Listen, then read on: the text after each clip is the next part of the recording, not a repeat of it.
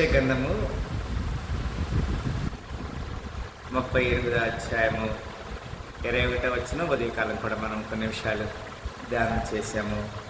పిల్లరా, ఈ సమయంలో కూడా కొన్ని మాటలు ఆ లేఖనముల నుంచి వాక్య వెలుగుల నుంచి కొన్ని మాటలు మనం ధ్యానం చేద్దామని ప్రభు పేట నేను తెలియజేస్తున్నాను. యెషయా గ్రంథము 38వ అధ్యాయము 21వ వచనం. మరియు యెషయా అంజూరపు పండ్ల ముద్ద తీసుకొని ఆ పుండుకు కట్టవలెను, అప్పుడు అతడు బాగుపడునని చెప్పాను. కదా, ఇది ఒక చక్కని లేఖన భాగం. 38వ అధ్యాయము 21వ వచనం. ఈ లేఖనములో యెషయా అనేది ఒక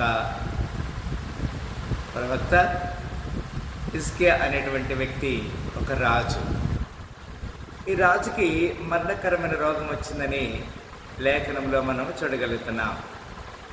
ఇక్కడే 2వ రాజులు 20వ అధ్యాయము 7వ వచనం కూడా ఈ మాట రాయబడింది. 2వ రాజుల గ్రంథము 20వ అధ్యాయము 7వ వచనంలో 8వ వచనం కూడా ఈ మాట రాయబడినది. ఇట్లా సేమ్ ఇదే రిపీట్ అవుతుంది.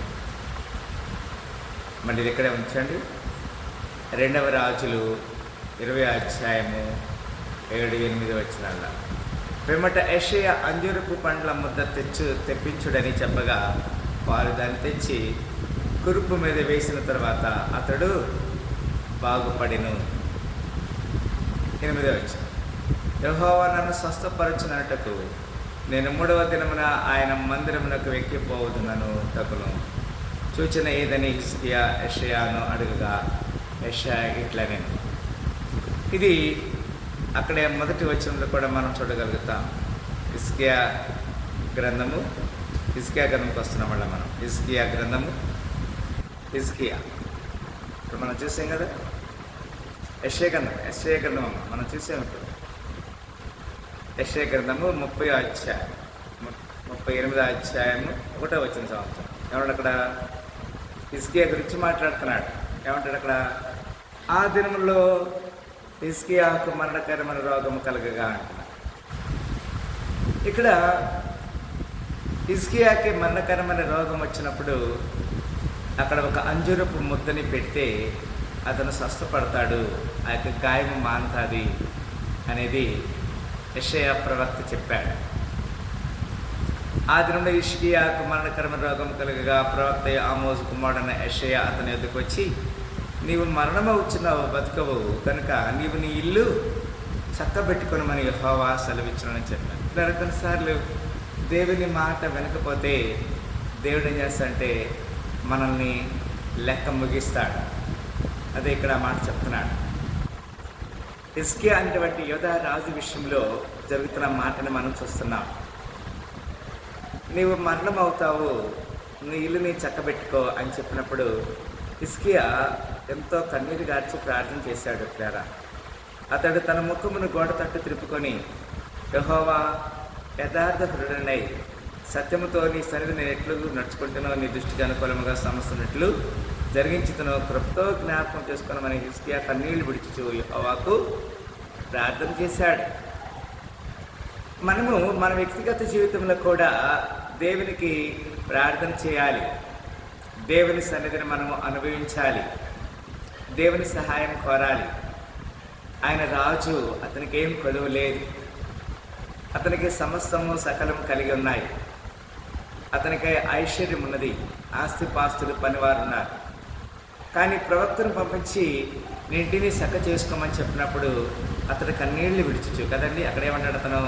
యెహోవా 3వ వచనం, యథార్థ హృదయుడనై సత్యముతో నీ సన్నిధిని ఎట్టు నడుచుకుంటునో, నీ దృష్టికి అనుకూలంగా సమస్యను ఎట్టు జరిగించుతున్నో కృపతో జ్ఞాపకం చేసుకోవాలని హిజ్కియా కన్నీళ్లు విడిచి యెహోవాను ప్రార్థింపగా యెహోవా వాక్కు యెషయాకు ప్రత్యక్షమయ్యేలాగా సెలవిచ్చాను.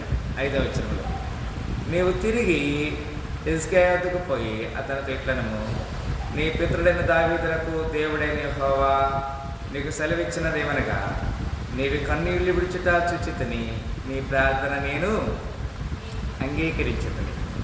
దేవుడు మన కన్నీటి ప్రార్థనకి జవాబిస్తాడు. ప్రేరా మనము దేవునికి యథార్థంగా ప్రార్థన చేసినప్పుడు నీ ప్రార్థనని దేవుడు సఫలపరుస్తాడు. దేవుడు నీ ప్రార్థన అంగీకరిస్తాడనే మాటలు ఇక్కడ లేఖనం చెప్తున్నాడు 6వ వచనంలో. ఇంకా 15 సంవత్సరముల ఆయుష్యము నీకు ఇచ్చేదను, మరి ఈ పట్టణమును నేను కాపాడుచు, నిన్ను ఈ పట్టణమును అషూరు రాజు చేతిలో పడకుండా విడిపించేదని అంటాడు. ప్రియరా, మనం దేవునికి విజ్ఞాపన చేసి మొరపెట్టినప్పుడు దేవుడు మన ప్రార్థన ఆలకిస్తాడు అనే మాటని ఇక్కడ ఒక రాజు దేవునికి మొరపెట్టినప్పుడు దేవుడు ఆలకించాడు.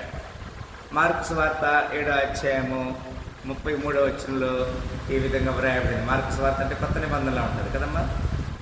మార్కు సువార్త 7వ అధ్యాయము 33వ వచనంలో ఈ విధంగా వ్రాయబడినది. అక్కడ ఏమంటాడంటే,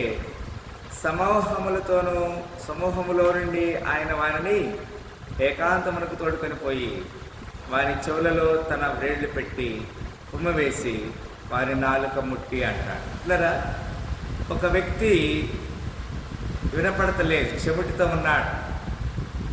దేవుడు అతను స్వస్థపరిచాడు, యేసుక్రీస్తు కదండి. జనసమూహంలో నుండి ఆయన వారిని ఏకాంతంగా తోడుకొని పోయి వారి చెవులలో తన వ్రేళ్లు పెట్టి గుమ్మి వేసి వారి నాలుక ముట్టి అంటాడు కదా. నాలుక వెంటనే సడలింది, తన మొగతనం పోయింది, చెవిటితనం పోయింది. ఇక్కడ మనం చాలా జాగ్రత్తగా దేవుని వెతికినప్పుడు, యథార్థం వెతికినప్పుడు దేవుడు మనకి జవాబు దయచేస్తాడు. యోహాను సువార్త 9వ అధ్యాయము 6వ వచనం కూడా ఈ విధంగా రాయబడింది. అక్కడే దానికి ముందే కదా, యోహాను సువార్త 9వ అధ్యాయము 6వ వచనంలో అక్కడ ఏమంటాడంటే, ఏమన్నాడు అక్కడ, ఆయన ఇట్లు చెప్పి నేల మీద గుమ్మి వేసి గుమ్మితో బురద చేసి వారి కన్నుల మీద ఆ బురద పూసి అంటాడు కదండి. యోహాను సువార్త 9వ అధ్యాయము 6వ వచనంలో దేవుడు ఒక స్వస్థ పని చేశాడు, ఒక అద్భుతం చేశాడు. ఏం చేశాడు? ఆయన ఇట్లు చెప్పి నేల మీద గుమ్మి వేసి గుమ్మితో బురద చేసి వారి కన్నుల మీద ఆ బురద పూసి అంటాడు. ఇలా కొన్నిసార్లు మనము దేవుని సహాయం కొరకు వేడుకున్నప్పుడు, దేవుని సన్నిధిని మనం వచ్చినప్పుడు నీ మొర ఆయన ఆలకిస్తాడు, నీకు జవాబు దయచేస్తాడు. అక్కడ మనం చూసాము, ఒక చెవిటి గల వ్యక్తిని, చెవిటి గల వ్యక్తిని దేవుడు స్వస్థపరిచాడు. ఇక్కడ ఒక కన్నులు దృష్టి లేని ఒక వ్యక్తిని దేవుడు స్వస్థపరిచాడు. మన జీవితంలో కూడా దేవుడు నెమ్మది ఇవ్వడానికి ఆయన సిద్ధంగా ఉన్నాడు. ఇంతకుముందు మనం చూసాం కదా, 38వ యెషయా గ్రంథంలో 21వ వచనంలో అక్కడ మాట చెప్పండి కదా, 21వ వచనంలో అంటాడు, 38వ అధ్యాయం 21వ వచనంలో, మరియు యెషయా అంజూరపు పండ్ల ముద్ద తీసుకొని ఆ పుండుకు కట్టవలెను, అప్పుడు అతడు బాగుపడునని చెప్పాను అంటాడు.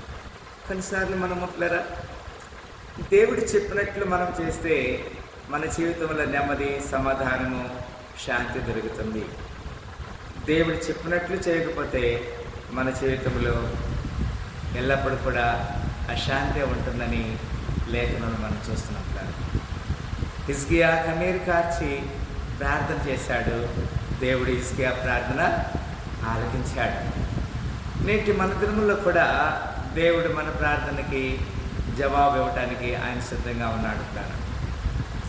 ఆయన ప్రార్థన విని మనకు జవాబు దయచేస్తాడు. ఈ సాయంకాల సమయంలో దేవుని సహాయం కొరకు మనం ఎదురు చూస్తాం. దేవా, మరి అల్లాడి హిజ్కియా ప్రార్థన చేసినప్పుడు ఆలకించావు, చెవిటి వ్యక్తి ప్రార్థన చేస్తే ఆలకించావు, మరి కంటి చూపు లేని వ్యక్తి మరి యోహాను సువార్త, మార్కు సువార్తలు మేము చూసాము. మరి నేటి నా దినములో కూడా, నా జీవితంలో కూడా మరి నాకు సమాధానం, శాంతి, నెమ్మది కావాలని నేను అడుగుతున్నానని ప్రార్థన చేస్తే దేవుడు నీ ప్రార్థనకు జవాబిస్తాడు. మన తల వంచి ప్రార్థన చేయబద్ధులమై ఉన్నాం. ప్రార్థన చేస్తాం. స్తోత్రములు. ప్రేమగల తండ్రి, చక్కని లేఖనం ద్వారా మీరు మమ్మల్ని హెచ్చరిక చేశారు. మాకు ఇచ్చిన శ్రేష్టమైన లేఖనాలను బట్టి నీకు వందనాలు. యెషయా గ్రంథము, మార్కు సువార్త, లూకా సువార్త నుంచి మీరు మమ్మల్ని హెచ్చరిక చేశారు. యోహాను సువార్త నుంచి మీరు మమ్మల్ని హెచ్చరిక చేశారు. మమ్మల్ని సరి చేయండి. మా జీవిత ఏదైనా సరిపోదు ఉంటే సరి చేసుకునే భాగ్యం దయచమని, సాయంకాలం దీనికి సహాయించమని యేసుక్రీస్తు పరిశుద్ధనామమున వచ్చిన వీళ్ళందరినీ ఈ సాయంకాల పునరుద్ధాన శుభవంతునికి సహాయించమని వేడుకొని స్తుతించి ప్రార్థన చేస్తున్నాము తండ్రి. ఆమె మరొకసారి పిల్లరా ఈ సాయంకాల శ్రమలతో దేవుడు మనందరం ఉండాలిగా దీవించాలని కోరుకుంటూ ఈ మాటలు మీకు ఇస్తున్నారు. దేవుడి మాటలు దీవించి ఆశ్రయించి కాక హల్లెలూయా.